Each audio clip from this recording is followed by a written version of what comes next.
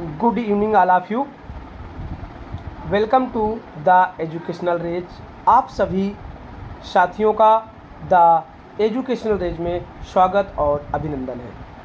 आज की हमारी स्पेशल क्लासेस जो कि आपको एक प्रीवियस पेपर सॉल्व करने के लिए मिलेगा और यहाँ से बहुत सारे इम्पॉर्टेंट एमसीक्यू को लाया गया है जो आपकी नॉलेज को इन्हांस करेंगे।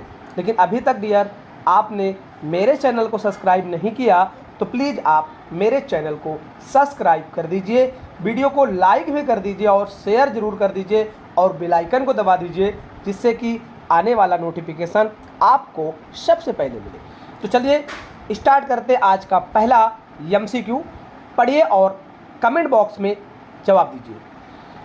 विच endocrine gland is situated in the lower part of neck on.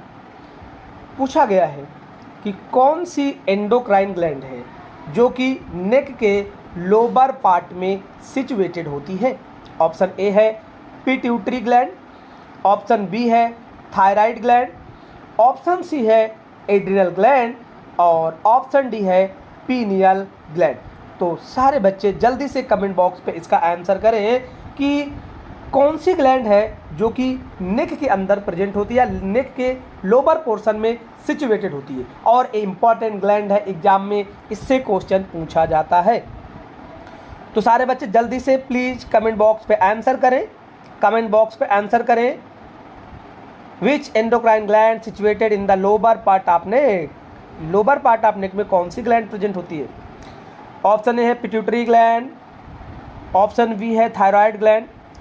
तो चलिए मैं आपको आंसर बताता हूँ इसका जो करेक्ट आंसर है वो आपका थायराइड ग्लैंड है। मतलब आपका जो करेक्ट आंसर होगा वो बी नंबर देखने को मिलेगा। क्या देखने को मिलेगा? B number. अब देखिए डियर, जो आपकी पिट्यूटरी ग्लैंड है ये ब्रेन में प्रेजेंट होती है। कहाँ होती है? ब्रेन में। ये ब्रेन में होती है। थायराइड ग्लैंड नेक में होती है। एड्रिनल ये कहाँ होती है? किडनी में होती है। बताओ सही कहाँ होती है? किडनी के अंदर देखने को मिलती है। समझ रहे हो? जो एड्रिनल ग्लैंड है एक किडनी के अंदर होती है। पीनियल ग्लैंड ये भी ब्रेन के अंदर होती है, ये भी ब्रेन के अंदर प्रेजेंट होती है। तो इसमें से दो ग्लैंड ब्रेन में है जिसका नाम पिट्यूटरी है, पीनियल है, और हाइपोथैलेमस भी एक ग्लैंड है, वो भी कहाँ प्रेजेंट होती है? ब्रेन में। जो थायराइड है ये लोअर पोर्शन में प्रेजेंट होती है, कहाँ पे? नेक पे। और जो एड्रिनल होती है वहाँ कहाँ पे प्रेजेंट होती है? वो डियर याद रखिएगा, वो प्रेजेंट होती है आपके किडनी में। समझ रहे हो? कहाँ प्रेजेंट होती है? किडनी में। तो देखिए ये जो आपकी थायराइड ग्लैंड है, थायराइड ग्लैंड ऐसे थायराइड ग्लैंड होती है, ऐसे ये थायराइड ग्लैंड है। और ये जो थायराइड ग्लैंड है ये नेक में होता है और यहाँ से दो प्रकार के इंपॉर्टेंट हार्मोन सिक्रीट होते हैं। यहाँ पे एक स्पेशल सेल प्रेजेंट होता है, स्पेशल सेल प्रेजेंट होते हैं जो कि क्या सिक्रीट करते हैं? यहाँ से हार्मोन सिक्रीट होता है T3, T4 और एक हार्मोन और होता है जिसका नाम है बेटा कैल्सीटोनिन। क्या नाम है? कैल्सीटोनिन। ये तीन प्रकार के हार्मोन्स सिक्रीट होते हैं। कहाँ से? थायराइड ग्लैंड से। तो थायराइड ग्लैंड जो होती है नेक में होता है, नेक में प्रेजेंट होता है, C5 से स्टार्ट होता है। समझ रहे हो? और ये लार्जेस्ट एंडोक्राइन ग्लैंड है। याद रखिएगा, क्वेश्चन ये भी पूछा जाता है कि लार्जेस्ट एंडोक्राइन ग्लैंड के बारे में बताओ, तो आपका आंसर जाएगा कि जो लार्जेस्ट एंडोक्राइन ग्लैंड है उसका नाम क्या है डियर? उसका नाम है आपका थायराइड ग्लैंड। तो आपका जो करेक्ट आंसर होगा वो थायराइड ग्लैंड देखने को मिलेगा। चलिए डियर बढ़ते अपने नेक्स्ट एमसीक्यू की ओर। पढ़िए और इसका सही जवाब दीजिए। Large intestine has all part except. इसमें से सारे लार्ज इंटेस्टाइन के पार्ट हैं एक्सेप्ट एक को छोड़ करके। तो आपको उस चीज़ को यहाँ पे सिलेक्ट करना है कि जो कि लार्ज इंटेस्टाइन का पार्ट नहीं है। तो ऑप्शन ए है सीकम, ऑप्शन बी है एसेंडिंग कोलन, ऑप्शन बी है सिग्मॉइड कोलन और ऑप्शन डी है जेजनम। ऑप्शन डी है जेजनम। तो सारे बच्चे जल्दी से कमेंट बॉक्स पे आंसर करें कि भी लार्ज इंटेस्टाइन के सारे पार्ट है एक को छोड़ करके। चलिए जल्दी से कमेंट बॉक्स में आंसर करें। सारे बच्चे जल्दी से कमेंट बॉक्स में आंसर करें कि क्या आंसर होगा। ऑप्शन ए है सीकम, ऑप्शन बी है एसेंडिंग कोलन, ऑप्शन बी है सिग्मॉइड कोलन और ऑप्शन डी है जेजनम। तो जल्दी से कमेंट बॉक्स में सारे बच्चे आंसर करें, इसका क्या आंसर होगा, इसका क्या आंसर होगा। चलिए इसका मैं आपको आंसर बताता हूं कि जो भी लार्ज इंटेस्टाइन के पार्ट होते हैं, देखिए सीटम भी लार्ज इंटेस्टाइन का पार्ट है, एसेंडिंग कोलन लार्ज इंटेस्टाइन का पार्ट है, सिग्मोइड कोलन लार्ज इंटेस्टाइन का पार्ट है, लेकिन जो आपका जेजनम है ये किसका पार्ट है, ये आपके स्मॉल इंटेस्टाइन का पार्ट है। किसका, स्मॉल इंटेस्टाइन का पार्ट है। तो इसलिए जो आपका करेक्ट आंसर जाएगा वो क्या चला जाएगा डियर, जेजनम चला जाएगा, क्योंकि जेजनम ये आपके लार्ज इंटेस्टाइन का पार्ट नहीं है, ये स्मॉल इंटेस्टाइन का पार्ट है। तो caecum, ascending colon, sigmoid colon ये तीनों ही लार्ज इंटेस्टाइन के पार्ट है। अब देखिए मैं आपको एक लार्ज इंटेस्टाइन का डायग्राम बना के दिखा रहा हूँ, लार्ज इंटेस्टाइन का डायग्राम बना के दिखा रहा हूँ। देखिए लार्ज इंटेस्टाइन कैसे बनता है, तो लार्ज इंटेस्टाइन ऐसे, ये आपका यहाँ पे सीकम होगा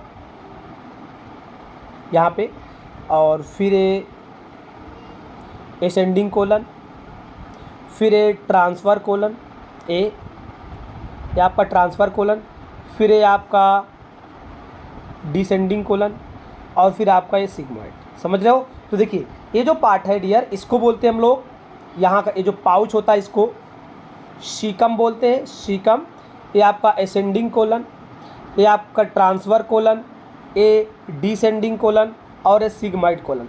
तो ये स्ट्रक्चर होता है लार्ज इंटेस्टाइन का। समझ रहे हो। तो जो जेजनम है वो आपके लार्ज इंटेस्टाइन का पार्ट नहीं है, वो किसका पार्ट है, वो स्मॉल इंटेस्टाइन का पार्ट है। इसीलिए तो जो करेक्ट आंसर जाएगा वो क्या चला जाएगा डियर, जेजनम चला जाएगा। चलिए बढ़ते हैं नेक्स्ट एमसीक्यू की ओर। पढ़िए और उसका सही जवाब दीजिए। क्वेश्चन पढ़िए और सही जवाब दीजिए। Skeletal muscles are composed of a large number of, जो स्केलेटल मसल्स है वो किसका बना होता है, स्केलेटल मसल्स। अरे स्केलेटल मसल्स किसको बोलेंगे, जो कि बोन के अंदर जो मसल्स होती है ना, उस मसल्स को हम लोग क्या बोलते हैं, स्केलेटल मसल्स बोलते हैं। तो इस स्केलेटल मसल्स किससे बनी होती है, किससे कंपोज्ड होती है। ऑप्शन है कार्टिलेज, ऑप्शन बी है इलास्टिक फाइबर्स, ऑप्शन सी है इनइलास्टिक फाइबर और ऑप्शन डी है डेंस फाइबर। तो सारे बच्चे जल्दी से कमेंट बॉक्स पे आंसर करें कि भाई जो आपका स्केलेटल मसल्स है वो किससे कंपोज्ड होता है, किससे कंपोज होता है, मतलब उसमें लार्ज अमाउंट में क्या पाया जाता है, लार्ज अमाउंट में क्या पाया जाता है। अब देखिए तो जो स्केलेटल मसल्स होता है उसमें सबसे ज़्यादा जो प्रेजेंट होता है वो क्या होता है भाई, इलास्टिक फाइबर। तो आपका जो करेक्ट आंसर होगा वो बी नंबर देखने को मिलेगा। अब देखिए जो कार्टिलेज होते हैं, ये कार्टिलेज कहाँ प्रेजेंट होते हैं, ये कार्टिलेज आपके जो बोन्स होते हैं, जहाँ पे जॉइंट होते हैं वहाँ पे आपको कार्टिलेज देखने को मिलेंगे, ये भी पाए जाते हैं। लेकिन अगर पूछा गया कि जो स्केलेटल मसल्स है उसमें जो लार्ज नंबर आप किससे कंपोज्ड है, तो आपका आंसर इलास्टिक फाइबर्स होगा। चलिए डियर बढ़ते हैं नेक्स्ट एमसीक्यू की ओर। पढ़िए और इसका सही जवाब दीजिए, पढ़िए और इसका सही जवाब दीजिए। Right lung has how many lobe, जो राइट लंग्स होते हैं उसके अंदर कितने लोब्स पाए जाते हैं। अब देखिए अगर हम बात करें तो जो लंग्स होते हैं भाई दो होती हैं, उनकी संख्या कितनी होती है, लंग्स की दो होती है। अब देखिए ये आपका राइट लंग्स है, लेफ्ट लंग्स है, ये ट्रैकिया। समझ रहे हो। अब देखिए अगर हम बात करें जो राइट लंग्स होते हैं इसके अंदर टोटल 3 लोब होते हैं। एक जो होता है ट्रांसफर लोब होता है और दूसरा यहाँ पे डियर हॉरिजेंटल पाया जाता है। देखिए ये जो लोब आप देख रहे हो ये हॉरिजेंटल है। और जो आपका लेफ्ट लंग्स है, ये लेफ्ट लंग्स है, ये लेफ्ट लंग्स है। समझ रहे हो। ये कैसा लंग्स है, ये लेफ्ट है, ये राइट है। तो जो राइट लंग्स होता है इसके अंदर देखिए एक लोब है, ये दूसरा लोब, ये तीसरा लोब। समझ रहे हो। 1 2 3 लोब्स होते हैं। तो जो राइट लंग्स होता है उसके अंदर टोटल 3 लोब्स देखने को मिलता है। तो जो आपका करेक्ट आंसर होगा वो सी नंबर देखने को मिलेगा। समझ रहे हो। और जो बी लंग्स होता है, जो मतलब लेफ्ट लंग्स होता है, उधर सिर्फ 2 लोब पाए जाते हैं। तो आपका जो राइट आंसर होगा वो सी नंबर देखने को मिलेगा। चलिए डियर बढ़ते हैं अपने नेक्स्ट एमसीक्यू की ओर। पढ़िए और इसका सही जवाब दीजिए। Muscles of forearm are divided into which group, जो फोर आर्म है ना, फोर आर्म उसकी मसल्स कितने ग्रुप में डिवाइड होती है ना, उसकी जो मसल्स होती है कितने ग्रुप में डिवाइड होती है। देखिए ऑप्शन ए है एंटीरियर एंड पोस्टीरियर मसल्स, क्या एंटीरियर और पोस्टीरियर मसल्स में डिवाइड होती है। ऑप्शन बी है lateral and parietal muscles, option C है सुपीरियर एंड इन्फीरियर मसल्स और ऑप्शन डी है आपका सुपरफिशियल एंड डीप मसल। तो देखिए अगर हम बात करें भाई फोर आर्म की, तो फोर आर्म क्या है, फॉर आर्म का मतलब समझिए, ये आपका रिस्ट है, ये आर्म है और यहाँ पे एल्बो होगा, समझ रहे हो। तो ये जो मसल्स होती है, ये बोला गया कि यहाँ पे भाई किस प्रकार की मसल्स देखने को मिलती है। तो याद रखिएगा, यहाँ पे एक तो सुपरफिशियस मसल्स होगी और दूसरी जो यहाँ पे मसल्स होगी वो डीप होती है बेटा, ये ऐसे डीप करके मसल्स होती है। तो आपका जो करेक्ट आंसर होगा वो क्या जाएगा, यहाँ पे मैं फिंगर बनाना चाहूँ तो ये फिंगर बना सकता हूँ ऐसे करके, समझ रहे हो। तो आपका जो करेक्ट आंसर होगा वो डी नंबर देखने को मिलेगा, समझ रहे हो। करेक्ट आंसर आपका डी नंबर देखने को मिलेगा। चलिए डियर, बढ़ते हैं नेक्स्ट एमसीक्यू की ओर, पढ़िए और इसका सही जवाब दीजिए। In pregnancy heart beating and gastrointestinal tract development start in foetus in which month. बहुत ही अच्छा क्वेश्चन है, इंपॉर्टेंट क्वेश्चन है। ये आपकी रायपुर एम्स में पूछा हुआ क्वेश्चन आया हुआ है कि मान लीजिए कि कोई एक लेडी है, उसने प्रेगनेंसी को कंसीव किया, तो उसके अंदर जो हार्ट बीट है ये कब स्टार्ट होता है, और जो उसका जीआईटी सिस्टम है ये डेवलपमेंट स्टार्ट कब होता है। पूछा है कि भाई जीआईटी का डेवलपमेंट स्टार्ट कब होता है और हार्ट बीट कब करना स्टार्ट कर देता है। तो दोनों ही बहुत इंपॉर्टेंट क्वेश्चन है। देखिए, फर्स्ट ऑप्शन है फर्स्ट मंथ, बी ऑप्शन है 3rd to 4th month, C option है 7 मंथ और डी ऑप्शन है आपका 9 मंथ। तो जल्दी से कमेंट बॉक्स पे इसका आंसर दीजिए कि एक प्रेग्नेंट लेडी के अंदर जो फीटस होता है उसके अंदर हार्ट बीट कब स्टार्ट हो जाती है और जो जीआईटी है वो जीआईटी सिस्टम डेवलप कब होता है, जल्दी से कमेंट बॉक्स पे आंसर करिए। तो ध्यान दीजिएगा, वैसे अगर मैं बात करूं हार्ट बीट की, तो जो हार्ट बीट स्टार्ट हो जाता है फर्स्ट मंथ में होता है। क्यों? क्योंकि विद इन 21 डेज फीटस के अंदर फीटल सर्कुलेशन स्टार्ट हो जाता है। क्या स्टार्ट हो जाता है? Foetal circulation. ये 21 डेज में, मतलब कि विद इन 3 वीक में या 3 वीक के बाद बोल सकते हैं कि जो फीटल सर्कुलेशन वो स्टार्ट हो जाता है और जीआईटी का डेवलपमेंट भी स्टार्ट हो जाता है। कब? 21 दिन के अंदर। इसलिए आपका जो आंसर जाएगा वो फर्स्ट मंथ जाएगा डियर। क्या जाएगा? First month. मैं यहाँ पे डे लिख दे रहा हूँ आपको। अगर कभी भी इसका अलग से क्वेश्चन डे में पूछे तो आप आंसर करेंगे कि 21 डेज के अंदर जो फीटस के अंदर हार्ट बीट है वो हार्ट बीट उसका क्या हो जाता है? स्टार्ट हो जाता है। अब देखिए, जब तक बच्चा इंट्रायूट्राइन लाइफ में रहेगा उसको आप फीटस कॉल करोगे। क्या कॉल करोगे उसको? फीटस। आप उसको फीटस के नाम से जानते हो। चलिए डियर, बढ़ते हैं अपने नेक्स्ट एमसीक्यू की ओर। पढ़िए और इसका सही जवाब दीजिए। देखिए, ये blank, fill in the blanks है, आपको इसको फिल करना है। क्वेश्चन है कि is a ball and socket joint. तो मैंने आपकी शायद कल की क्लासेस में या परसों की क्लासेस में मैंने आपको जॉइंट से क्वेश्चन करवाए थे। अब देखिए, यहाँ पे एम्स का पेपर करवा रहा हूँ, फिर से यहाँ पे रिपीटेड है। तो मतलब जो बॉल एंड सॉकेट जॉइंट है ये आपके लिए कितना इंपॉर्टेंट है, क्योंकि आपके एग्जाम में बार बार यहाँ से क्वेश्चन आता है, इसलिए बार बार रिपीट हो रहा है। तो बॉल एंड सॉकेट जॉइंट का आपको एग्जाम्पल इसमें सिलेक्ट करना है। तो जल्दी से सारे बच्चे कमेंट बॉक्स पे आंसर करें भाई कि बॉल एंड सॉकेट जॉइंट का एग्जाम्पल क्या होगा। बॉल एंड सॉकेट जॉइंट का एग्जाम्पल क्या होगा? ऑप्शन ए है हिप जॉइंट, ऑप्शन बी है नी जॉइंट, ऑप्शन सी है एल्बो जॉइंट और ऑप्शन डी है नॉन ऑफ दिस। जल्दी से कमेंट बॉक्स पे आंसर कर दें। तो देखिए, मैंने आपको बताया था कि बॉल एंड सॉकेट जॉइंट का जो एग्जांपल होता है वो एक तो होता है आपका हिप जॉइंट, तो आपका करेक्ट आंसर हिप जॉइंट होगा। लेकिन अगर यहाँ पे एक ऑप्शन और में होता, उसका नाम होता क्या? Shoulder joint. बोलो डियर, क्या होगा? Shoulder joint. तो बेटा जो आपका शोल्डर जॉइंट है, समझ रहे हो, ये भी हिप जो उसका बॉल एंड सॉकेट जॉइंट का एग्जाम्पल होता है। किसका? बॉल एंड सॉकेट जॉइंट का एग्जाम्पल देखने को मिलेगा। चलिए डियर, बढ़ते हैं नेक्स्ट एमसीक्यू की ओर। पढ़िए और इसका सही आंसर दीजिए। What is the main source of energy for cardiac muscles? बहुत ही इंपॉर्टेंट क्वेश्चन है। What is the main source of energy for cardiac muscles? अब देखिए, अब हम बात करें बेटा कार्डियक मसल्स की। तो जो कार्डियक मसल्स होती है, अगर हम हार्ट की बात करें, किसकी? हार्ट की। तो देखिए, हार्ट की अगर बात करें तो ये हार्ट का स्ट्रक्चर होता है। तो ये हार्ट के स्ट्रक्चर में सेप्टम प्रेजेंट होता है, समझ रहे हो। ये सेप्टम के बाद चैम्बर होते हैं, ये चैम्बर आपका बन गया। अब इस हार्ट के अंदर अगर हम मसल्स की बात करें तो 3 प्रकार की मसल्स पाई जाती है। अरे बोलो तो सही, कितने प्रकार की? 3 प्रकार की मसल्स पाई जाती है। अगर मैं बात करूं पहले मसल्स की बात करूं तो समझ रहे हो, तो जो पहला मसल्स होगा उसको हम लोग बोलते हैं पेरिकार्डियम। क्या बोलते हैं उसको? पेरिकार्डियम। तो ये है भाई पेरिकार्डियम, समझ रहे हो। और अगर हम इसके मिडिल लेयर की बात करें या मिडिल मसल्स की बात करें तो उसका नाम है मायोमेट्रियम। क्या नाम है उसका? मायोमेट्रियम। और जो मायोमेट्रियम नहीं, मायोकार्डियम। तो जो मायोकार्डियम है वो हार्ट की मेन मसल्स होती है और उसको मेन मसल्स को एनर्जी के लिए क्या चाहिए, और जो इसकी सबसे इनर लेयर होती है उसको हम लोग बोलते हैं एंडोकार्डियम। क्या बोलते हैं उसको? एंडोकार्डियम।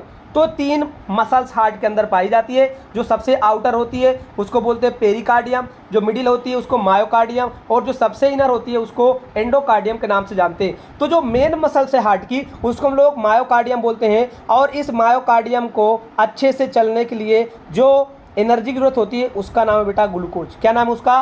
ग्लूकोज। तो आपका जो करेक्ट आंसर होगा वो ए नंबर देखने को मिलेगा। देखिए, फैट, प्रोटीन, लैक्टिक एसिड, यहाँ से मेन मसल्स पूछा है, समझ लो, मेन सोर्स पूछा है।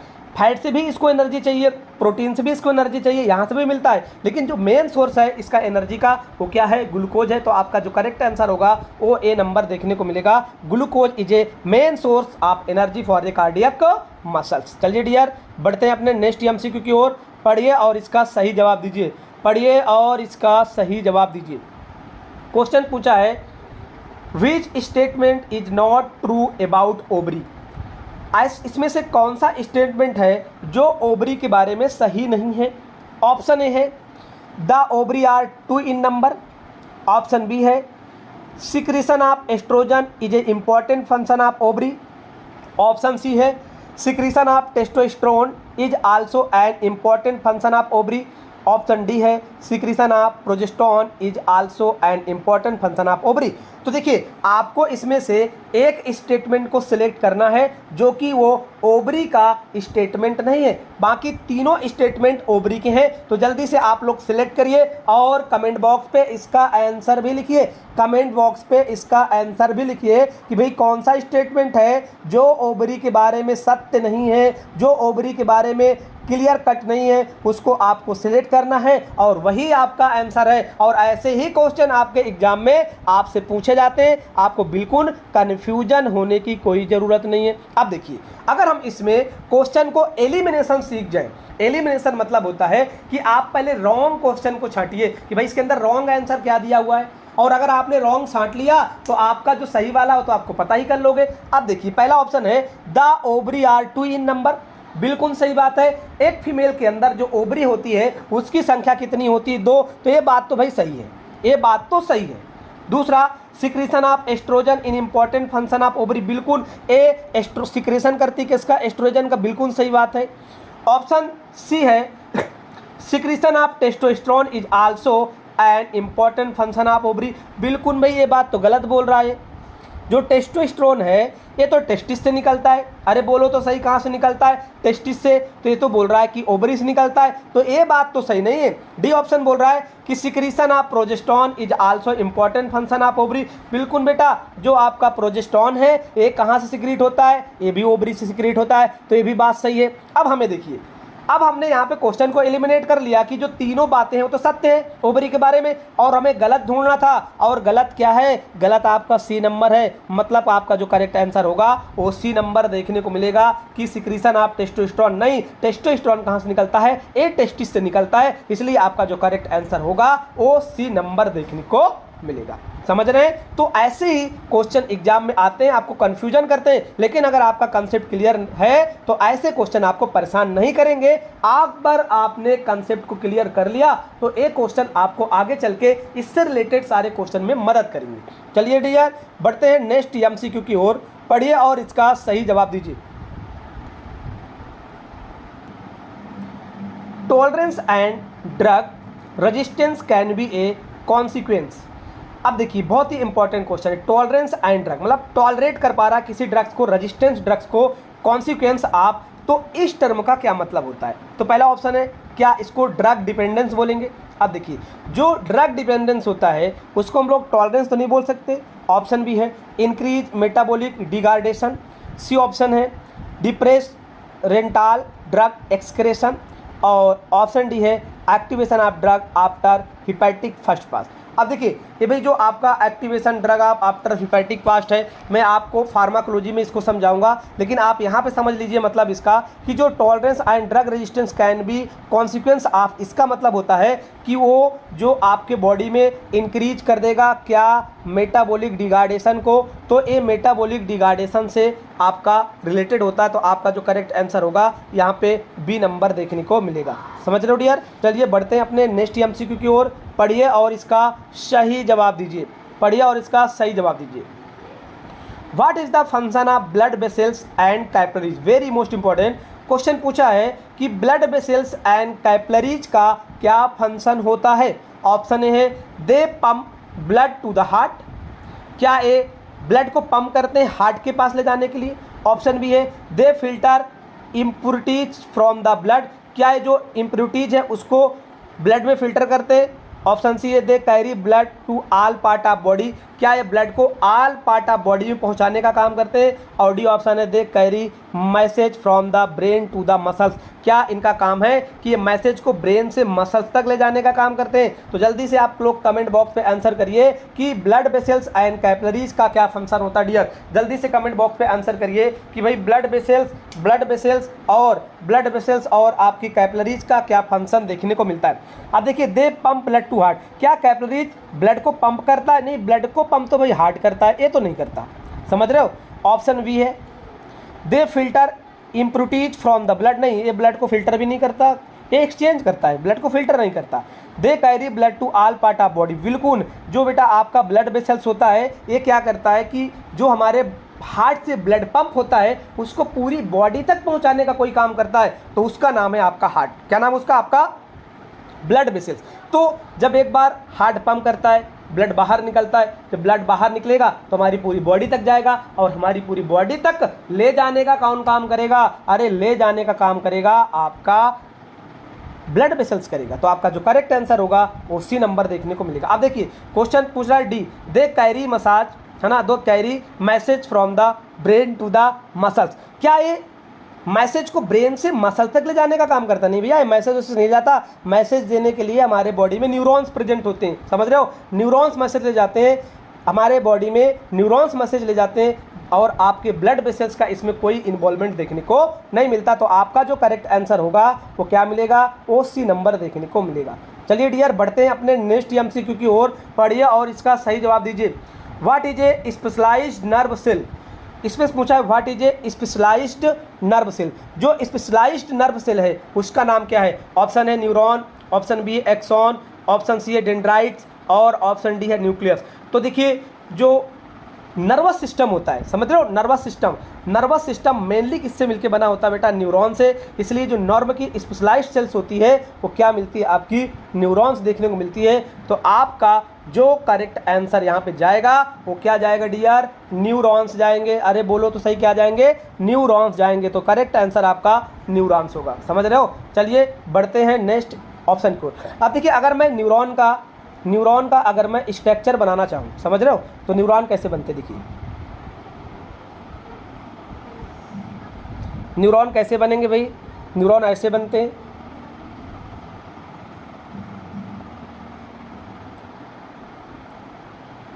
न्यूरॉन ऐसे बनेंगे,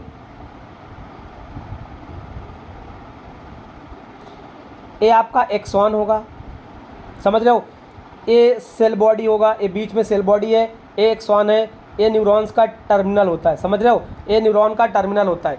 ये डेंड्राइट्स हैं, इसको हम लोग डेंड्राइट्स बोलते हैं। ये मैसेज कलेक्ट करके सेल बॉडी तक ले जाते हैं। सेल बॉडी क्या करता है? एक्सॉन के माध्यम से टर्मिनल एक्सॉन की ओर क्या बोलता है? मैसेज को ट्रांसफर कर देता है, समझ रहे हो। तो neuron is a basic structure and functional unit of the nervous system. Nervous system का जो न्यूरॉन्स है basic and structural and function unit देखने को मिलता है। चलिए डियर बढ़ते हैं अपने नेक्स्ट एमसीक्यू की ओर। पढ़िए और इसका सही जवाब दीजिए। The exchange of gases inside the lungs actually occur inside thin sac that is called. अब देखिए क्या बोल रहा है कि भाई जो लंग्स के अंदर गैसेस एक्सचेंज होती है उस पार्ट का नाम बताइए। ऑप्शन है ब्रोंकाई, ऑप्शन बी है सीलिया, ऑप्शन सी है कैपिलरीज, और ऑप्शन डी है एल्बोलाई। ऑप्शन डी है एल्बोलाई। अब देखिए अगर हम भाई बात करें लंग्स की, किसकी बात करें? लंग्स की बात करें, देखिए एक लंग्स लेते हैं, इस लंग्स के अंदर अगर बात करें तो जो सबसे बेसिक सेल्स होती है, जो सबसे बेसिक सेल्स होती है उसका नाम क्या होता है, उसका नाम होता है एल्वोलाई सेल। और इस एल्वोलाई सेल्स के क्या होता है कि यहाँ पे गैसेस चेंज होता है, क्या चेंज होता है, यहाँ पे गैसेस चेंज होगा। तो अगर मैं यहाँ पे बनाना चाहूँ ब्लड वेसल्स, ए ब्लड वेसल्स है, समझ रहे हो। अब अगर बॉडी के पार्ट से ब्लड आया, ए ब्लड आएगा जो अनप्यूरिफाई रहेगा, अनऑक्सीजनेटेड रहेगा, तो यहाँ पे डिफ्यूजन के माध्यम से जो ऑक्सीजन होगा वो आ जाएगा इस ब्लड वेसल्स में, और जो कार्बन डाइऑक्साइड होगा वो कहाँ चला जाएगा, एल्वोलाई सेल में। कहाँ चला जाएगा, एल्वोलाई सेल में। तो जो आपकी एल्वोलाई सेल्स है इसके अंदर गैसेस का एक्सचेंजेस होता है, ऑक्सीजन ब्लड वेसल्स में चला जाता है और ब्लड वेसल से कार्बन डाइऑक्साइड एल्वोलाई सेल में चला जाता है। और जब हम रिस्पायरेशन लेते हैं और एक्सहेल करते हैं, एक्सहेल आउट करते हैं, तो कार्बन डाइऑक्साइड पूरा का पूरा बाहर निकल जाता है और हमारे बॉडी का जो ब्लड है वो क्या हो जाता है, प्यूरिफाई हो जाता है। तो जो गैसेस एक्सचेंजेस होता है वो कहाँ होता है डियर, एल्वोलाई सेल में होता है। कहाँ होता है, एल्वोलाई सेल। अगर यही पे पूछ लेता कि जो ब्लड है आपका वो कहाँ एक्सचेंज होता है, तब आपका आंसर जाता भाई कैपिलरीज। जो हमारी कैपिलरीज है यहाँ पे न्यूट्रिएंट चेंज होते हैं, प्लाज्मा चेंजेस होता है, समझ रहे हो, तो आपका आंसर कैपिलरीज जाता। लेकिन गैसेस के बारे में पूछा हुआ है तो आपका जो आंसर होगा वो देखने को मिलेगा एल्वोलाई सेल। तो करेक्ट आंसर आपका डी नंबर देखने को मिलेगा डियर। क्या देखने को मिलेगा, डी नंबर देखने को मिलेगा। चलिए डियर बढ़ते हैं अपने नेक्स्ट एमसीक्यू की ओर। पढ़िए और इसका सही जवाब दीजिए, पढ़िए और इसका सही जवाब दीजिए। The digestion of protein is facilitated by, जो प्रोटीन को डाइजेस्ट करता है उसका नाम बताइए। Option A trypsin, option B है एमाइलेज, ऑप्शन सी है सिक्रिटीन, ऑप्शन डी है लाइपेज। तो जल्दी से कमेंट बॉक्स में सारे बच्चे आंसर करें कि प्रोटीन को डाइजेस्ट करने वाले एंजाइम का नाम बताओ। प्रोटीन के डाइजेस्ट करने वाले एंजाइम का नाम बताओ। ये सारे एंजाइम नीचे लिखे हुए हैं, इसमें से आपको सिलेक्ट करना है कि कौन सा एंजाइम है जो कि प्रोटीन का डाइजेशन करने का काम करता है, प्रोटीन को डाइजेशन करने का काम करता है। तो देखिए ऑप्शन ए भाई ट्रिप्सिन, ऑप्शन बी है एमाइलेज, ऑप्शन सी है सिक्रिटीन और ऑप्शन डी है लाइपेज। तो देखिए जो आपका इसके अंदर करेक्ट आंसर होगा वो करेक्ट आंसर क्या देखने को मिलेगा डियर, वो देखने को मिलेगा आपका ट्रिप्सिन। तो ए नंबर आपका करेक्ट आंसर देखने को मिलेगा, क्योंकि जो ट्रिप्सिन है वो प्रोटीन का डाइजेशन करता है। अगर मैं बात करूँ एमाइलेज की, तो एमाइलेज जो डाइजेशन करता है वो किसका करता है, कार्बोहाइड्रेट का, CHO मतलब कार्बोहाइड्रेट का डाइजेशन करता है। सिक्रिटीन की बात करें तो ये हमारे स्मॉल इंटेस्टाइन से निकलता है और ये क्या करता है, ये जो एसिडिक को किस में बदल देता है, एल्कालाइन में बदल देता है। लाइपेज की बात करें तो किसका डाइजेशन करता है डियर, ये डाइजेशन करता है आपके फैट के। तो मैंने आपको यहाँ पे 3 आंसर बताए कि भाई जो एमाइलेज है वो कार्बोहाइड्रेट का डाइजेशन करेगा, लाइपेज फैट का डाइजेशन करेगा, ट्रिप्सिन एक किसका डाइजेशन करेगा डियर, प्रोटीन का डाइजेशन करेगा। तो आपका जो करेक्ट आंसर होगा वो ए नंबर देखने को मिलेगा। तो चलिए मैं इसके सामने आपका ऑप्शन भी सही कर देता हूँ कि जो आपका करेक्ट आंसर है वो डियर ए नंबर देखने को मिलेगा। चलिए बढ़ते हैं नेक्स्ट एमसीक्यू की ओर। पढ़िए और इसका सही जवाब दीजिए। How many fontanelles are present in newborn baby. अब देखिए जो न्यूबॉर्न बेबी होते हैं उनके अंदर टोटल कितने फंटानेल्स प्रेजेंट होते हैं। तो जल्दी से कमेंट बॉक्स पे सारे बच्चे आंसर कर दीजिए भाई कि जो न्यूबॉर्न के अंदर फंटानेल्स होते हैं कितने प्रेजेंट होते हैं। तो अगर मैं बात करूं न्यूबॉर्न की तो बेटा 0 से लेके 28 दिन तक, कितना 0 से लेके 28 दिन के बच्चे को क्या बोला जाता है, न्यूबॉर्न बोलते हैं। तो उसके अंदर टोटल कितने फंटानेल्स प्रेजेंट होते हैं। तो देखिए फंटानेल्स क्या भाई, फंटानेल्स का आपका मतलब समझा सकते हो कि जो फंटानेल्स होते हैं ये वाइडनिंग गैप होता है किसके अंदर, सूचर के अंदर। इसको क्या बोला जाता है, फंटानेल्स बोलते हैं। क्या बोलते हैं डियर, इसको फंटानेल्स बोलते हैं। अब देखिए अगर मैं फंटानेल्स की बात करूँ तो आपका एक फंटानेल्स प्रेजेंट होता है एंटीरियर, दूसरा होता है पोस्टीरियर, और 2 फंटानेल्स आपके पेयर में लेफ्ट में और राइट में प्रेजेंट होते हैं। तो टोटल जो फंटानेल्स प्रेजेंट होते हैं एट न्यूबॉर्न बेबी वो टोटल होते हैं 6 फंटानेल्स डियर। कितने होते हैं, 6 फंटानेल्स, जिसमें से आपका जो पहला फंटानेल्स है जो कि डायमंड शेप का होता है जिसको हम लोग ब्रेगमा बोलते हैं। क्या बोलते हैं उसको, ब्रेगमा। और दूसरा जो फंटानेल्स होता है उसको हम लोग लिम्बॉयड फंटानेल्स बोलते हैं, जो कि आपके पोस्टीरियर हिस्से में प्रेजेंट होता है, जो क्लोज होता है। वो कब क्लोज होता है डियर, वो आपका 6 वीक के अंदर क्या हो जाता है, क्लोज हो जाता है। समझ रहे हो। अब देखिए अगर मैं बात करूं ब्रेगमा फंटानेल्स की, फंटानेल्स जो ब्रेगमा है वो कैसे देखने को मिलेगा आपको, ऐसा ये डायमंड शेप का हो गया। और दूसरा जो फ्रंटल लेंस होता है वो आपका लेम्बॉयड फ्रंटल लेंस है, समझ रहे हो, तो वो आपका पोस्टीरियर हिस्से में देखने को मिलता है। तो टोटल जो फ्रंटल लेंस होते हैं वो 6 प्रेजेंट होते हैं। कितने होते हैं? 6 होते हैं। तो आपका जो करेक्ट आंसर होगा वो सी नंबर देखने को मिलेगा। चलिए डियर बढ़ते हैं नेक्स्ट एमसीक्यू की ओर, पढ़िए और इसका सही जवाब दीजिए। Delusions is a disorder of, delusions is a disorder of. अब देखिए what is a meaning of delusions, भाई डिल्यूजन्स क्या होता है? तो डिल्यूजन्स एक फॉल्स फिक्स सेक बिलीव है, false fix and sec believe है, मतलब जो रियल में नहीं है लेकिन पेशेंट को ऐसा लगता है कि ये रियल बात है और उसके दिमाग में फिक्स हो जाती है, उसी को क्या बोला जाता है? डिल्यूजन्स बोलते हैं। तो अगर हम बात करें कि डिल्यूजन्स डिसऑर्डर के बारे में बात करिए तो डियर जो डिल्यूजन्स डिसऑर्डर होता है उसका नाम क्या है? उसका नाम है आपका बेटा थिंकिंग। क्या नाम उसका? थिंकिंग। तो थिंकिंग क्या है? थिंकिंग एक डिल्यूजन्स डिसऑर्डर है जिसमें थिंकिंग का प्रॉब्लम पेशेंट को हो जाती है, उसको हम लोग डिल्यूजन्स बोलते हैं। क्या बोलते हैं उसको? डिल्यूजन्स। तो डिल्यूजन्स का मतलब आपको समझना है कि false fix believe is a delusion. किसी भी पेशेंट को किसी के बारे में फॉल्स और फिक्स बिलीव हो जाए, यही आपका डिल्यूजन्स कहलाएगा, समझ रहे हो। चलिए डियर बढ़ते हैं नेक्स्ट एमसीक्यू की ओर, पढ़िए और इसका सही जवाब दीजिए। Anxiety neurosis is a characterized by all except. अगर किसी को एंजाइटी हुआ है, क्योंकि एंजाइटी न्यूरोसिस डिसऑर्डर है तो उसके अंदर सारे कैरेक्टर प्रेजेंट होंगे, एक को छोड़ के। ऑप्शन ए है सुसाइडल इंटेंट, ऑप्शन बी है पैनिक अटैक, ऑप्शन सी है मल्टीपल सोमैटिक कंप्लेन और ऑप्शन डी है ओवर कंसर्न। इसमें से सारे ऑप्शन तो एंजाइटी के हैं, पर एक को छोड़ करके जो कि एंजाइटी का सिम्टम नहीं है, एंजाइटी का कैरेक्टर नहीं है, उसी कैरेक्टर को आपको पहचानना है कि भाई वो कौन सा कैरेक्टर है जो एंजाइटी को फॉलो नहीं करता है। अब देखिए पहला ऑप्शन है सुसाइडल इंटेंट। जो सुसाइडल इंटेंट होता है वो कभी भी एंजाइटी में देखने को नहीं मिलता। ये कहाँ देखने को मिलता है डियर? ये देखने को मिलता है आपको डिप्रेशन वाले पेशेंट में।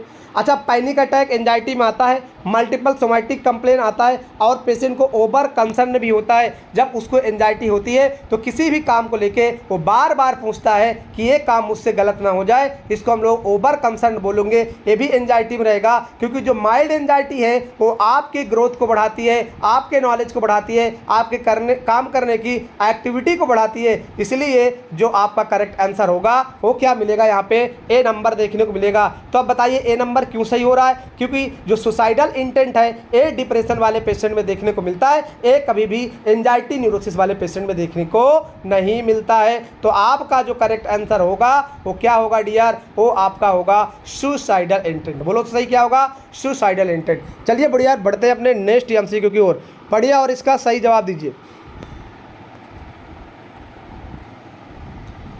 Psychosomatic illness can be differentiated from hysteria by.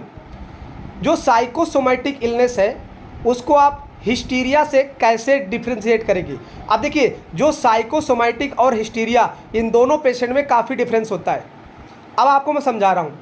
जो साइकोसोमैटिक वाले पेशेंट होते हैं उनको लगता है कि उनके अंदर कोई बीमारी है, पर रियल में एक्चुअली के अंदर अगर बात किया जाए तो उनके अंदर कोई भी बीमारी नहीं होता, लेकिन पेशेंट को ऐसा लगता है कि मेरे अंदर कोई ना कोई बीमारी है। इसको बोलते हैं साइकोसोमैटिक इलनेस। अरे बोलो क्या बोलते हैं इसको? Psychosomatic illness. और जो हिस्टीरिया है इसके अंदर पेशेंट फिजिकली सिम्टम को क्या करता है? फिजिकली सिम्टम को क्या करता है? शो करता है। ये हिस्टीरिया कहलाता है। ये क्या कहलाता है? हिस्टीरिया कहलाता है। तो दोनों में अंतर है। साइकोसोमैटिक में कोई बीमारी नहीं होती पर पेशेंट को ऐसा लग रहा है मुझे बीमारी है, लेकिन हिस्टीरिया में क्या करता है? बीमारी ना होते हुए भी वो फिजिकली बीमारी को प्रेजेंट करता है। इसको हम लोग हिस्टीरिया बोलते हैं। तो इन दोनों में कौन सी ऐसी चीज़ है जो दोनों को डिफ्रेंशिएट करती है? तो ऑप्शन है अल्टर सेनोरिज्म, ऑप्शन बी है ऑटोनोमिक डिस्टर्बेंस, ऑप्शन सी है इनवॉलेंटरी मूवमेंट, ऑप्शन डी है स्केलेटल मसल्स एट्रोफी।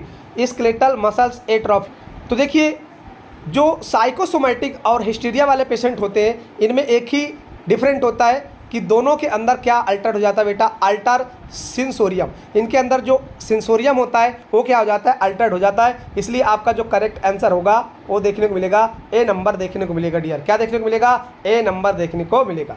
चलिए डियर बढ़ते हैं अपने नेक्स्ट एमसीक्यू की ओर, पढ़िए और इसका सही जवाब दीजिए। In schizophrenia the term anhedonia refers to. तो भाई एनहेडोनिया का मतलब क्या होता है? अगर आपको एनहेडोनिया का मतलब समझ गए तो आप सारी चीज़ समझ जाएंगे कि भाई एनहेडोनिया का मतलब क्या होता है। अब देखिए, कोई भी पेशेंट जो स्किज़ोफ्रेनिया से ग्रसित है, स्किज़ोफ्रेनिया एक साइकोटिक डिसऑर्डर है जो कि काफ़ी मेजर साइकेट्रिक प्रॉब्लम है। तो उस पेशेंट के अंदर एडेनहोनिया हो गया है। तो एडेनहोनिया का मतलब मैं आपको बता दूं कि एडेनहोनिया का मतलब होता है loss of interest, loss of pleasure. Patient को खुशी वाली चीज़ों में भी खुशी नहीं मिलती, इसी को बोलते हैं हम लोग एनहेडोनिया। क्या बोलते हैं इसी को? एनहेडोनिया। अब देखिए ऑप्शन ए है इनएबिलिटी टू एंजॉय फूड, क्या वो खाने का एंजॉय नहीं कर पाता। ऑप्शन बी है इनएबिलिटी टू एक्सप्रेस एम्पैथी, क्या वो अपने एम्पैथी को एक्सप्रेस नहीं कर सकता। सी ऑप्शन है inability to react to enjoyable और प्लेजरेबल इवेंट, है ना। तो आप देखिए इसमें क्या दिया सी ऑप्शन में कि वो किसी भी इंजॉयबल और प्लेजरेबल इवेंट को रिएक्ट नहीं कर पाता। ऑप्शन डी है inability to react appropriately to social crisis. अब देखिए जो एनहेडोनिया वाले पेशेंट होते हैं उनके अंदर जो प्रॉब्लम होती है loss of interest, loss of sympathy, loss of emotion, उनके अंदर सारी चीज़ें क्या हो जाती है? लॉस हो जाती है। तो जो आपका जो करेक्ट आंसर होगा वो सी नंबर देखने को मिलेगा कि inability to react enjoyable or pleasurable event. जब भी वो किसी ऐसे इवेंट में जाएंगे जहाँ पे खुशी का माहौल होगा पर अपने आप को वहाँ पे खुशी नहीं रख पाएंगे, अपने आप को वहाँ पे ऐसा इमोशन शो करेंगे कि उनको बहुत गम है, इसलिए होता है क्योंकि उनके साथ बहुत बड़ी ट्रेजेडी होती है, तो उनको हम लोग बोलते हैं एडोनिया। तो एडोनिया वाले पेशेंट क्या होते हैं कि जो प्लेजरेबल और आपका इंजॉयबल मोमेंट होता है इसको इंजॉय नहीं कर पाते। तो आपका जो करेक्ट आंसर होगा वो सी नंबर देखने को मिलेगा डियर। क्या देखने को मिलेगा? सी नंबर देखने को मिलेगा। चलिए डियर बढ़ते हैं अपने नेक्स्ट एमसीक्यू की ओर, पढ़िए और इसका सही जवाब दीजिए। Psychodynamic theory as developed by Freud सोफोबिया। फोबिया के लिए भी कौन सी साइकोडायनेमिक थ्योरी को डेवलप किया गया? फोबिया में कौन सी साइकोडायनेमिक थ्योरी को डेवलप किया गया सिगमंड फ्रॉइड के द्वारा? जल्दी से कमेंट बॉक्स पे आंसर बताएं। Option A repressed ego, option B है repressed super ego, option B है रिप्रेस्ड इम्पल्सेस और ऑप्शन डी है रिप्रेस्ड डिफेंस मैकेनिज्म। तो भाई साइकोडायनेमिक थ्योरी किसके द्वारा दी गई थी? सिगमंड फ्रॉइड के द्वारा दी गई थी। तो फोबिया के लिए इसमें कौन सा काम आएगा? जल्दी से कमेंट बॉक्स पे आंसर करें। तो जो साइकोडायनेमिक्स में जो फोबिया वाले पेशेंट होते हैं इनके अंदर इनके जो इम्पल्सेस आते हैं जिनसे इनको डर लगता है उसको क्या किया जाता है? रिप्रेस्ड कर दिया जाता है। तो आपका जो करेक्ट आंसर होगा वो डियर बी नंबर देखने को मिलेगा। क्या देखने को मिलेगा? बी नंबर देखने को मिलेगा। चलिए डियर बढ़ते हैं अपने नेक्स्ट एमसीक्यू की ओर, पढ़िए और इसका सही जवाब दीजिए। First fetal movement felt by the mother is known as very most important. अगर एक मदर है उसको जब फर्स्ट फीटल मोमेंट को फेल्ट करती है वो लोग इसको क्या बोलते हैं? ऑप्शन ए है लाइटनिंग, ऑप्शन बी है क्यूकनिंग, ऑप्शन सी है बैलूटमेंट और ऑप्शन डी है इंगेजमेंट। जल्दी से सारे बच्चे कमेंट बॉक्स पे आंसर कर दें कि भाई फर्स्ट फीटल मोमेंट, और इम्पॉर्टेंट क्वेश्चन है आपके एग्जाम में कहीं ना कहीं देखने को मिलेगा कि जो फर्स्ट फीटल मोमेंट को मदर फेल्ट करती है, बताइए इस प्रोसेस को क्या बोलते हैं? ऑप्शन ए है लाइटनिंग, ऑप्शन बी है क्यूकनिंग, ऑप्शन सी है बैलूटमेंट और ऑप्शन डी है इंगेजमेंट। तो सारे बच्चे जल्दी से कमेंट बॉक्स पे आंसर कर दे भाई क्या आंसर होगा इसका। देखिए जब भी मदर फर्स्ट बार फेल्ट करती है फीटल के मोमेंट को उसको बोला जाता है क्यूकनिंग। क्या बोलते हैं इसको? क्यूकनिंग। और ए अगर प्राइमी ग्रेविडा मदर है, कैसी मदर? प्राइमी ग्रेविडा है तो ये देखने को मिलता है 18 से 20 वीक में। कब देखने को मिलेगा? 18 से वीक। और अगर मल्टी ग्रेविडा है तो 16 से 18 वीक में देखने को मिलेगा। किस सिचुएशन में? जब मदर कैसी मल्टी ग्रेविडा मतलब उसका एक बच्चा पहले से है, दूसरी बार वो प्रेग्नेंट हुई है, तो आप उस मदर के अंदर जो फीटल मोमेंट को फील करेगी वो 16 से 18 वीक में कर लेगी। इसी को बोला जाता है क्यूकनिंग। लाइटनिंग क्या होता है? लाइटनिंग का मतलब होता है जब फंडल हाइट, जब फीटस इंगेज होता है तो वहाँ पे जो मदर का लंग्स है वो रिलैक्स होता है, उसको लाइटनिंग बोलते हैं। बैलूटमेंट क्या होता है? जब हम एग्जामिनेशन करते एब्डोमेन को लेटरल साइड से, तो जो वहाँ पे आपको मूवमेंट सुनाई देता है वो बैलूटमेंट कहलाता है। एंगेजमेंट क्या होता है, जब फीटस आके पेल्विस में एंगेजमेंट होता है उसको एंगेजमेंट कहते हैं। तो आपका जो करेक्ट आंसर होगा वो बी नंबर देखने को मिलेगा। और बी नंबर में क्या है भाई, क्यूकनिंग, समझ रहे हो। तो क्यूकनिंग ये जो फर्स्ट फीटल मूवमेंट है जो कि मदर फील करती है, समझ रहे हो। कितने वीक में, 18 से 20 वीक में प्राइमरी ग्रेविडा में, और अगर मैं बात करूँ मल्टी ग्रेविडा में तो 16 से 18 वीक में फील करती है। चलिए डियर बढ़ते हैं नेक्स्ट एमसीक्यू की ओर।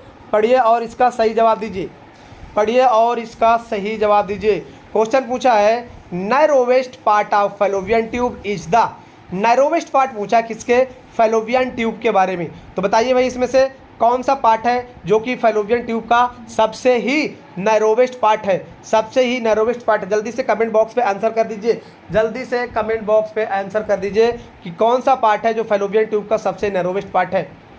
ऑप्शन ए है इंटरस्टिशियल, ऑप्शन बी है इस्थमस, ऑप्शन सी है इनफंडिबुलम और ऑप्शन डी है एम्पुला, ऑप्शन डी है एम्पुला। जल्दी से सारे बच्चे कमेंट बॉक्स में आंसर करें कि narrowest part of the fallopian tube. तो याद रखिएगा जो नैरोवेस्ट पार्ट है फैलोपियन ट्यूब का उसको हम लोग बोलते हैं इंटरस्टिशियल पोर्शन। क्या बोलते हैं डियर, इंटरस्टिशियल पोर्शन। तो आपका जो करेक्ट आंसर होगा वो क्या होगा, करेक्ट आंसर आपका ए नंबर देखने को मिलेगा। अगर मैं बात करूं एम्पुला के अंदर तो ampulla is a widest part of the fallopian tube. जो एम्पुला दिया हुआ है ये वाइडेस्ट पार्ट है किसका, फैलोपियन ट्यूब का। ये भी क्वेश्चन एग्जाम में पूछा जाता है। और जो फर्टिलाइजेशन का प्रोसेस होता है वो कहाँ पे होता है, एम्पुला के अंदर देखने को मिलता है। चलिए डियर बढ़ते हैं नेक्स्ट एमसीक्यू की ओर। पढ़िए और इसका सही जवाब दीजिए।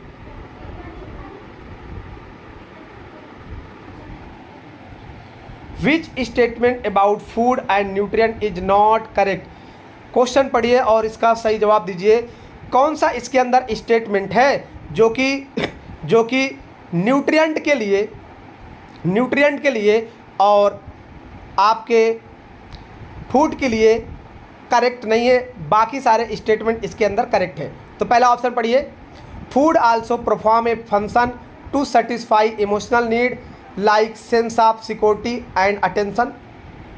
क्या फूड आपको सिक्योरिटी देता है, अटेंशन देता है।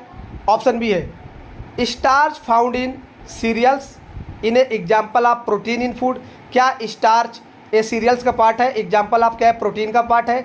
ऑप्शन बी है vitamin are needed for growth and normal function of the body. क्या विटामिन आपकी ग्रोथ और नॉर्मल फंक्शन के लिए ज़रूरत है। और ऑप्शन डी है water is essential for elimination of food waste. और क्या वाटर आपके लिए ज़रूरी है जो कि आपके वेस्ट मटेरियल को एलिमिनेट करने में मदद करता है। अब देखिए अगर हम इसके अंदर एलिमिनेशन लगाएं तो food also perform a function to satisfy emotional need. अब देखिए जब तक आप खाना नहीं खाओगे तो भाई आपको सिक्योरिटी नहीं मिलेगी, तो ये सिक्योरिटी और अटेंशन तो देता है। ऑप्शन बी है स्टार्च फाउंड। देखिए स्टार्च तो सीरियल्स के अंदर मिलता है, लेकिन भाई स्टार्च कार्बोहाइड्रेट का एग्जाम्पल है, प्रोटीन का नहीं होगा। तो आपका ए आंसर हो गया गलत। बी ऑप्शन है विटामिन बेटा जो आपका नीड होता है ग्रोथ के लिए और नॉर्मल फंक्शन के लिए, भी सही बात है। और water is essential for elimination of the food, बिल्कुल जो एलिमिनेशन फूड वेस्ट प्रोडक्ट है उसको एलिमिनेट करने के लिए वाटर की जरूरत होती है। तो आपका जो करेक्ट आंसर होगा वो क्या होगा, यहाँ पे वी नंबर देखने को मिलेगा। क्यों, क्योंकि प्रोटीन का एग्जाम्पल स्टार्च नहीं होता, starch is a example of carbohydrate, ये कार्बोहाइड्रेट के अंदर पाया जाता है। चलिए डियर बढ़ते हैं नेक्स्ट एमसीक्यू की ओर। पढ़िए और इसका सही जवाब दीजिए। Most common causes of projectile vomiting. ओहो वेरी मोस्ट इंपॉर्टेंट क्वेश्चन पूछा है प्रोजेक्टाइल वोमिटिंग के बारे में। अब देखिए प्रोजेक्टाइल वोमिटिंग किसको बोलते हैं। प्रोजेक्टाइल वोमिटिंग का मतलब होता है जब आपको फोर्सफुली वोमिटिंग आए उसको हम लोग प्रोजेक्टाइल वोमिटिंग बोलते हैं। और जो प्रोजेक्टाइल वोमिटिंग है किसका एग्जाम्पल है, किस केसेस में देखने को मिलता है। तो ऑप्शन ए है तो जो आपका पाइलोरिक स्टेनोसिस होता है, यहाँ पे पाइलोरिक स्टेनोसिस क्या होता है, जो स्टमक का पाइलोरिस पार्ट होता है, समझ रहे हो। ये देखिए ये स्टमक है और ये स्टमक का पाइलोरिस पार्ट है, पाइलोरस। और यहाँ पे अगर स्टेनोसिस हो जाए तो जो आगे का कंटेंट है वो इंटेस्टाइन में नहीं जाता, और जब इंटेस्टाइन में नहीं जाएगा तो पेशेंट को फोर्सफुली वोमिटिंग होगी और पेशेंट फोर्सफुली क्या कर देगा, वोमिटिंग कर देगा। तो ये कहाँ देखने को मिलता है, पाइलोरिस स्टेनोसिस में। तो आपका जो करेक्ट आंसर होगा वो क्या होगा, बी नंबर देखने को मिलेगा डियर। कौन सा, बी नंबर देखने को मिलेगा। चलिए बढ़ते हैं अपने नेक्स्ट एमसीक्यू की ओर। पढ़िए और इसका सही जवाब दीजिए। Temporary hardness of water can be removed by. जो टेम्परेरी हार्डनेस आप वाटर को आप रिमूव करते हो, किससे करते हो आप? कैल्शियम क्लोराइड से, सोडियम क्लोराइड से, मैग्नीशियम क्लोराइड से, या बॉइलिंग करके। तो देखिए, जब भी हम वाटर के हार्डनेस को टेम्परेरी हटाते हैं तो वाटर को क्या कर देते हैं बेटा? बॉइलिंग कर देते हैं ना। पानी को आप उबाल देते हो, उसी को बॉइलिंग बोलते हैं। तो आपका जो करेक्ट आंसर होगा डियर, वो क्या होगा? आपका करेक्ट आंसर बॉइलिंग देखने को मिलेगा। क्या देखने को मिलेगा? बॉइलिंग देखने को मिलेगा। अगर यहीं पे पूछता कि permanent remove of the hardness, तब आपका आंसर जाता कैल्शियम क्लोराइड। क्या आंसर जाता आपका? कैल्शियम क्लोराइड आपका आंसर जाता। चलिए डियर, बढ़ते हैं नेक्स्ट एमसीक्यू की ओर। पढ़िए और इसका सही जवाब दीजिए। और ये आज के सेशन का लास्ट एमसीक्यू है, इसलिए सारे बच्चे इसको पढ़िए और सही जवाब दीजिए। क्वेश्चन पूछा है, which statement is not correct about breast feeding? इसमें से कौन सा स्टेटमेंट है जो कि ब्रेस्ट फीडिंग के बारे में सही नहीं है? बाकी सारे स्टेटमेंट सही हैं। अब देखिए, ब्रेस्ट फीडिंग से मुझे याद आया कि आज ब्रेस्ट फीडिंग दिवस है। पूरा अगस्त का फर्स्ट वीक में ब्रेस्ट फीडिंग दिवस मनाया जाएगा, जिसमें हॉस्पिटल के अंदर ब्रेस्ट फीडिंग को प्रमोट किया जाता है, एक्सक्लूसिव ब्रेस्ट फीडिंग को प्रमोट किया जाता है, जिससे कि बच्चे को कोई प्रॉब्लम ना हो, बच्चे का ग्रोथ अच्छे हो सके। और 6 महीने तक सिर्फ माँ का गाढ़ा दूध ही पिलाना है बच्चे को। क्यों? अगर गाढ़ा दूध पिएगा तो बच्चे को प्रोटीन मिलेगा, इम्यूनिटी बढ़ेगी, उसकी बीमारी नहीं होगी, बच्चा ग्रोथ करेगा। तो बच्चे को एक्सक्लूसिव ब्रेस्ट फीडिंग आपको 6 मंथ तक देना है। उसमें और कोई भी सप्लीमेंट ऐड नहीं करना, बाहर से पानी नहीं देना, बाहर से बकरी का दूध, भैंस का दूध, गाय का दूध नहीं देना। सिर्फ किसका दूध देना है? माँ का दूध देना है, जिससे क्या होगा? बच्चा तंदुरुस्त होगा। तो आज से 7 अगस्त तक ब्रेस्ट फीडिंग वीक मनाया जाता है, जो कि बहुत ही इंपॉर्टेंट होता है। चलिए डियर, आपको यहाँ से एक स्टेटमेंट को इनकरेक्ट है, उसको एलिमिनेट करना है। ऑप्शन ए है, breast feeding prolong the period of natural immunity to viral disease. बिल्कुल, अगर मदर बेटा प्रोलॉन्ग ब्रेस्ट फीडिंग करवाती है तो बच्चे को इम्यूनिटी से बचा सकती है। ऑप्शन बी है, the breast feeding need to discontinue when infant is weak or unable to nurse. नहीं, ऐसा नहीं बेटा, ब्रेस्ट फीड को बिल्कुल डिसकंटिन्यू नहीं करना, बिल्कुल नहीं करना। ये तो आपका स्टेटमेंट मुझे लग रहा है यही गलत है, यही सही आंसर होने वाला है। चलिए, ऑप्शन सी है, baby feed on breast milk are also less likely to develop constipation. बिल्कुल बेटा, अगर बेबी ब्रेस्ट फीड करता है तो उसको कॉन्स्टिपेशन नहीं होगा। ये बात सही है, ये भी बात सही है। ऑप्शन डी है, it is important that breast feeding to new born in delayed to feed colostrum for a possible. तो आप जितनी जल्दी हो सके उतनी जल्दी क्या करोगे? आप ब्रेस्ट फीड दोगे किसको? बच्चे को अंदर। आप वहाँ पे डिले नहीं कर सकते हो, समझ रहे हो? तो यहाँ पे दिया है कि अगर आप ब्रेस्ट फीडिंग को डिले करते हो तो शायद उसको कोलेस्ट्रॉम ना मिले। बिल्कुल, ये भी सही आंसर है। तो आपका जो करेक्ट स्टेटमेंट है, इसके अंदर तीनों है, एक को छोड़ के, और एक वो क्या है आपका? बी ऑप्शन इसके अंदर सही देखने को आपको मिलेगा। समझ रहे हो? बी ऑप्शन सही देखने को मिलेगा। तो आपका जो करेक्ट आंसर होगा डियर, वो बी नंबर देखने को मिलेगा। चलिए, हम अपनी क्लासेस को यहीं ख़त्म करते हैं। आज का लेक्चर यहीं तक, और फिर मिलते हैं कल नेक्स्ट एमसीक्यू के साथ। लेकिन अभी तक आपने मेरे चैनल को सब्सक्राइब नहीं किया तो प्लीज़ मेरे चैनल को सब्सक्राइब कर दीजिए, वीडियो को लाइक कर दीजिए और शेयर कर दीजिए, जिससे कि आपको आने वाला नोटिफिकेशन आपको सबसे पहले मिले। Thank you for watching this video.